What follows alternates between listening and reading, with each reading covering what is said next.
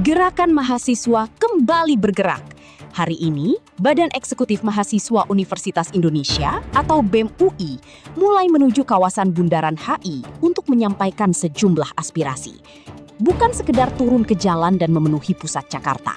Masa mahasiswa membawa sederet tuntutan yang mereka nilai berkaitan langsung dengan kondisi masyarakat dan arah kebijakan negara. Ada 8 tuntutan utama yang mereka suarakan. Pertama, menghentikan apa yang mereka sebut sebagai penjajahan negara atas rakyat sendiri. Kedua, menghentikan korupsi, kolusi, dan nepotisme atau KKN. Ketiga, mewujudkan reforma agraria sejati. Keempat, menurunkan harga kebutuhan pokok dan BBM. Kelima, mengevaluasi total proyek strategis nasional atau PSN, sekaligus menghentikan program makan bergizi gratis atau MBG dan Koperasi Desa Merah Putih atau KDMP. Keenam, menghentikan pemusatan kekuasaan dan pemangkasan transfer ke daerah atau TKD, sekaligus mengembalikan otonomi daerah. Ketujuh, menetapkan status bencana nasional untuk wilayah Sumatera dan Flores, serta mempercepat pemulihan daerah yang terdampak bencana. Dan yang terakhir, menghentikan tindakan represif serta intervensi TNI Polri dalam ruang sipil dan membubarkan YONTP. Nah, melihat banyaknya isu yang dibawa, tentu muncul satu pertanyaan yang juga ramai diperbincangkan. Apakah gerakan mahasiswa ini sedang mengarah ke sesuatu yang lebih besar? Apakah ini makar? Atau memang murni gerakan mahasiswa untuk menyampaikan kritik kepada pemerintah? Pertanyaan tersebut juga dibahas oleh Ferry Amsari bersama Pablo Benua dalam sebuah podcast di kanal YouTube Unlock Media. Dalam pembahasannya, keduanya menyebut bahwa aksi mahasiswa ini tidak mengarah pada makar. Dengan kata lain, gerakan ini dipandang sebagai bentuk penyampaian tuntutan dan kritik terhadap sejumlah persoalan yang sedang mereka soroti. Saya tidak punya keberanian ala ini. Mereka sedang mengukuhkan jari-jari kaki gerakannya ke tanah pertiwi. Dan itu bagi saya luar biasa. Itu sesuatu yang perlu dihormati dan perlu dibanggakan. Bahwa sesuatu yang di kepala kita dulu, mahasiswa kemana? Ternyata mereka sedang membangun rangkaian kekuatan yang bagi saya menakjubkan. Dulunya kan kita berpikir bahwa mahasiswa cuma main Mobile Legends kan gitu. Sekarang udah turun bergerak kan. Ya, dan itu sempat ya ketika Mobile Legends itu menjadi satu isu di 2019 Desember, saya tuh terkagum-kagum dengan gerakan Black October dan gerakan mahasiswa di bulan itu karena mereka sependek informasi yang saya dapat tag clubnya di Mobile Legends. Jadi Ferry Amsari nggak mungkin ikut tag club itu. Ya, komunikasinya nggak gitu. Tiba-tiba tumpah ruah semua di jalanan, intelijen semua tertipu, kalang kabut gitu. Yang kita di isu gerakan terbengong-bengong.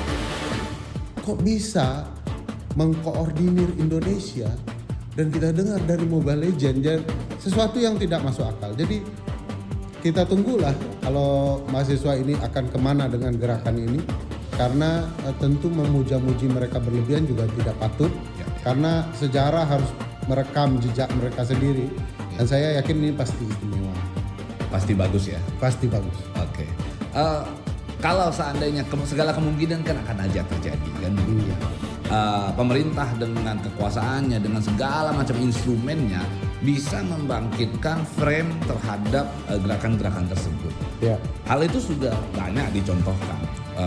Yang lalu-lalu di zamannya Pak Jokowi juga terjadi gitu ya. Dan dikhawatirkan framing tersebut mengarah kepada ini adalah gerakan-gerakan makar. Nah, seperti apa?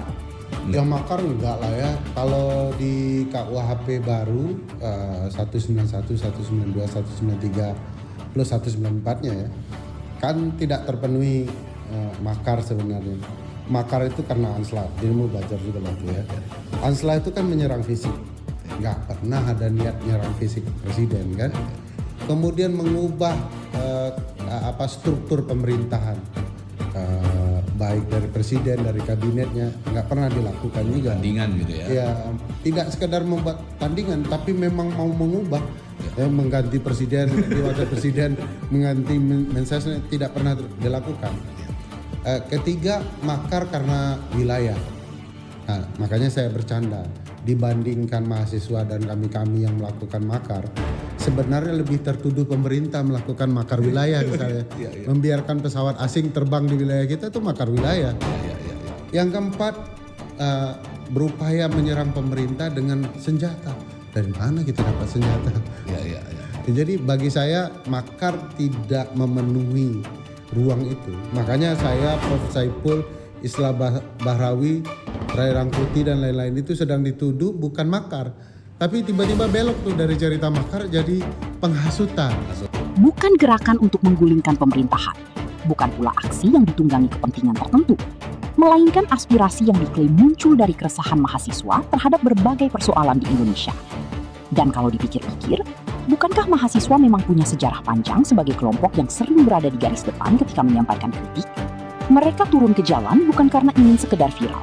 Setidaknya, itulah pesan yang ingin mereka tunjukkan.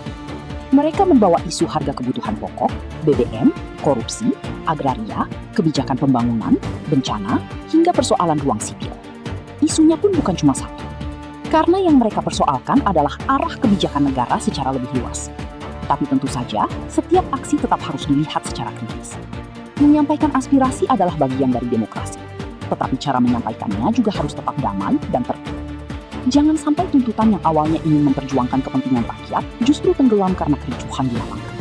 Dan disinilah menariknya gerakan mahasiswa hari ini. Di satu sisi mereka datang membawa kritik keras. Di sisi lain mereka menegaskan bahwa gerakan tersebut bukan makar dan bukan pula gerakan yang memiliki agenda tersembunyi. Jadi, daripada buru-buru memberi label, mungkin lebih baik dengarkan dulu apa yang sebenarnya mereka tuntut. Karena bisa saja kita setuju dengan sebagian tuntutan. Bisa juga tidak setuju dengan tuntutan lainnya. Itu bagian dari demokrasi. Yang jelas, suara mahasiswa hari ini sudah bergerak menuju bundaran HI. Pertanyaannya sekarang bukan cuma siapa yang ada di balik aksi ini, tapi juga apa yang sebenarnya ingin mereka sampaikan dan apakah pemerintah bersedia mendengarkannya. Karena mahasiswa boleh turun ke jalan, pemerintah boleh menjawab, dan masyarakat juga punya hak untuk menilai. Sebab demokrasi bukan tentang siapa yang paling keras berteriak. Demokrasi adalah tentang apakah suara yang disampaikan akhirnya benar-benar didengar dan dijawab. BEM UI sudah bergerak, aspirasi sudah dibawa. Kini tinggal menunggu. Apakah 8 tuntutan itu akan mendapat jawaban, atau kembali hanya menjadi suara yang menggema di bundaran HI?